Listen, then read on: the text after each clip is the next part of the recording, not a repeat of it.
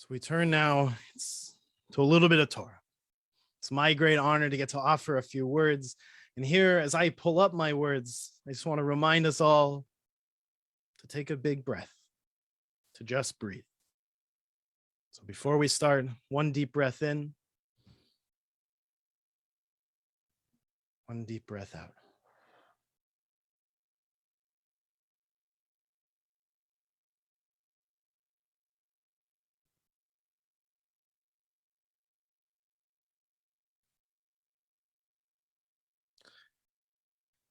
Many years ago, when I was a new driver, and I don't know that my parents know this story, so excuse me, but I was on my way to high school in the middle of a snowstorm, and I did a stupid thing. I was on a 4-lane road, 2 in either direction, but because of the heavy snow, only one lane, the rightmost lane, was being used on each side. I was driving an old Subaru with all-wheel drive and snow tires to boot. And I thought, young me, I thought I'd make better time not following the line of cars ahead of me, but rather going it on my own through the fresh snow in the middle in that left lane. For any of you who have driven in New England, you know where this is going. No more than 10 seconds after I'd moved over a lane, I lost control, veered to the left, spun out across 3 lanes of traffic, and came to a stop facing 180 degrees from where I had been going. Miraculously, in one piece. I wanted to go at the fastest pace I could, but I took it too far. I lost control. I spun out. If only I'd stayed behind the others, going forward on a path dug out by their tires, I would have never ended up 180 degrees facing the wrong way, scared for my life. If only I had followed the others. According to our tradition, today is the birthday of the world, and on it there is a question that is fitting for us to examine and answer. Why was the first human being, the first earthling, created alone? In our story, before there are two partners, 2 companions, there's just one. Why? Our rabbis answer in Mishnah Sanhedrin 4:5 that there was just one person created in the beginning in order to teach us that anyone who saves just one life saves all of humanity. And anyone who destroys but one life destroys all of humanity. Often this quote is raised by rabbis such as I on days such as today in order to drive you to action, to go out and to care for your friends and neighbors, to turn you to your family with devotion and love. Rabbis like me teach through this that even though the world as a whole is beyond our individual capacities to repair, you can save the world by affecting just one other's life positively. This is surely an important message and perhaps even a fitting one after the year that we have had. Yet I'd like to focus much closer to home, so to speak, today, and ask not what have you done to reach out to another, but rather, what have you done to save your own life? What are you doing to look out for numero uno, for yourself?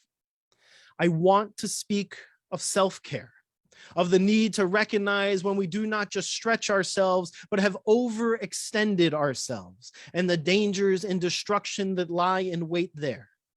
Self-care not as some trendy term to be found in a commercial for an overpriced moisturizer, but as the holy process we engage in during this holy season and throughout our year. I want to ask the question, how do we properly and religiously care for ourselves? Confucius taught, we have 2 lives. And the second begins when we realize we only have one. There is an inherent scarcity to the element we most need to create good and change in this world, our very lives. None of us is gifted more than one, more than our allotted time. This force that allows us to interact with others, with our world, with our Torah, this force called life, the breathing soul within us, is a finite resource. A luxury we enjoy briefly during our time. After this year, we are all a little soul sick a little worse for wear and in need of some restoration, some healing. We've become keenly aware of the singular gift of life and the need to focus on and commit ourselves to our desire for health. For me, this was best crystallized this summer in reading the words of Audre Lorde, Black lesbian feminist poet who in her piece, A Burst of Light, on her experience dying from liver cancer while trying to survive and thrive as a Black woman in America, writes, "Sometimes I feel like I'm living on a different star from the one I'm used to calling home. It has not been a steady progression. I had to examine in my dreams as well as in my immunofunction tests the devastating effects of overextension. Overextending myself is not stretching myself. I had to accept how difficult it is to monitor the difference. Necessary for me is cutting down on sugar, crucial, physically, psychically. Caring for myself is not self-indulgence. It is self-preservation."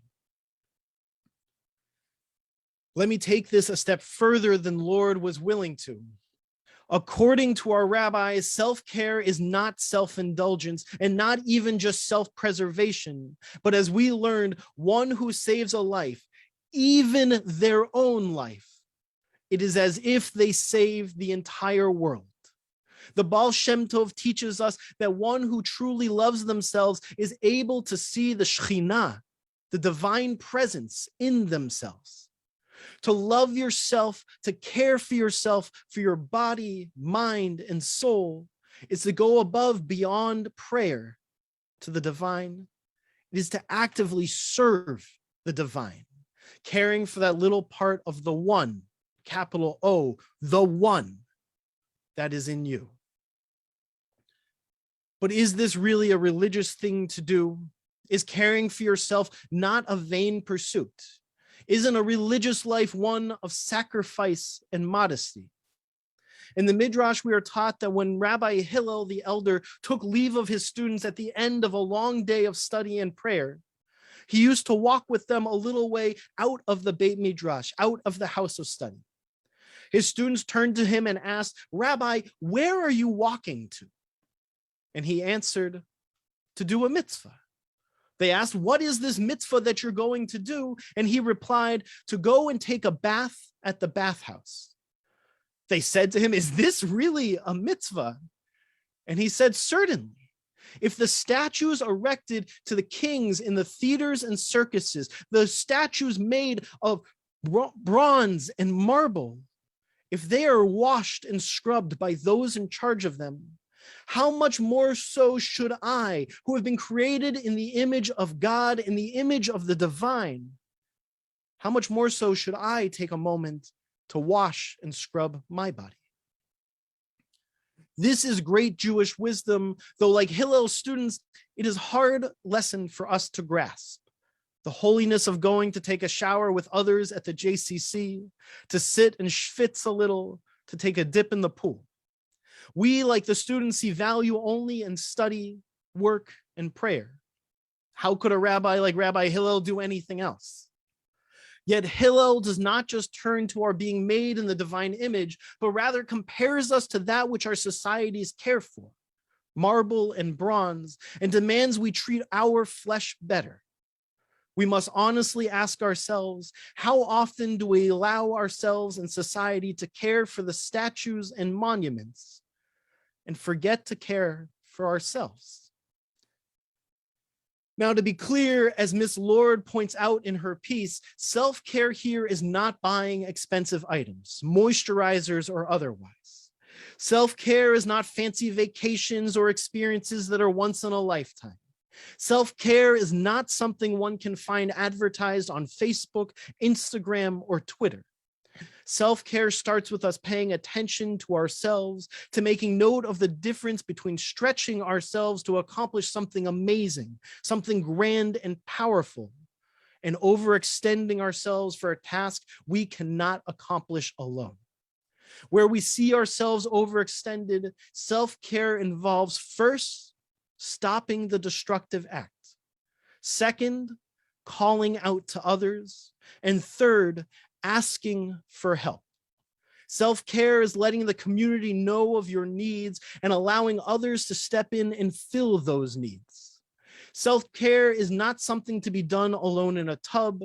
It is a process that opens us to the community and has us say, I realize something is wrong. I am overextended. I am breaking. I need help to restore myself. I need your help to heal myself. Self-care done in its proper way should involve not self-pampering, but concern, care, and love for us from all around us. As our tradition teaches of sickness, the captive person cannot set themselves free. When was the last time you treated yourself this way?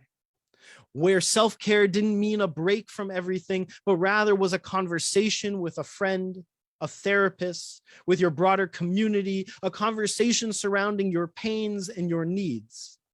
When did you last treat yourself as the equal to a whole world? As if you were as important, as weighty, as in need and deserving of care as the whole rest of the world? When was the last time you thought not of the world's problems, but just of your own? When, if ever, have you allowed yourself the thought that the world should stop for a moment and just work on you and your tsuris, your pain, and not stop till you're healed? To be clear, I'm not asking you to attack your problems as if they are monstrous, the size of the whole world's problems. Too many of us already feel that way, allow anxiety to pull things out of perspective and spin us out of control. What I want is not anxiety, but confidence and validation. Too many of us feel our pains deeply, but when it comes time to ask for help, think to ourselves, it's no big deal. There are others with greater pains than me. Others probably wouldn't think this is so bad. To think of ourselves as equal to the world is to turn to others, to ask for help, and to know and believe that our tsuris, our pain, is valid, important, and deserving of repair, deserving of care. Can all this really be found in our holy texts? Is this really a good religious path? Is this kind of selfishness allowed? Is it encouraged? Could it even possibly be holy?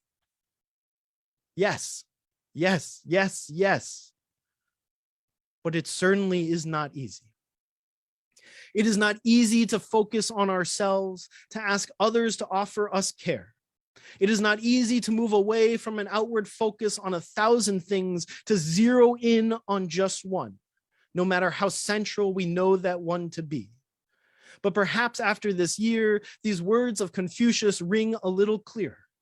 He teaches, a healthy person wants 1,000 things, a sick person only one. When we are in good mental health, we pursue a variety of tasks, allowing 1,000 things to stress us, and we fail to understand what the sick understand so clearly. There is only one thing worth wanting, worth stressing over and focusing on: our health. Without our health, we are not able to interact in this world. We cannot perform our mitzvot or attend to our studies. Without our health, we cannot join together in community, nor join our voices together in prayer as a minyan. Without our health, without a robust and strong life force, we cannot have a world of movers and shakers. Without our health, the world as we know it ceases to be.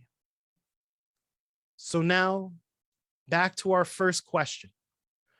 Why was the world created at first with only one singular and lonely earthling, only then to have that being divided into two, Adam and Eve? Yes, it is to teach that to save one person is to save the entire world, to understand that if the first earthling had not cared for itself, not been a little selfish in demanding that its needs and pains be addressed, we wouldn't be here.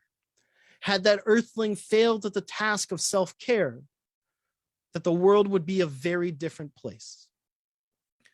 Yet there is a little more we can learn as well.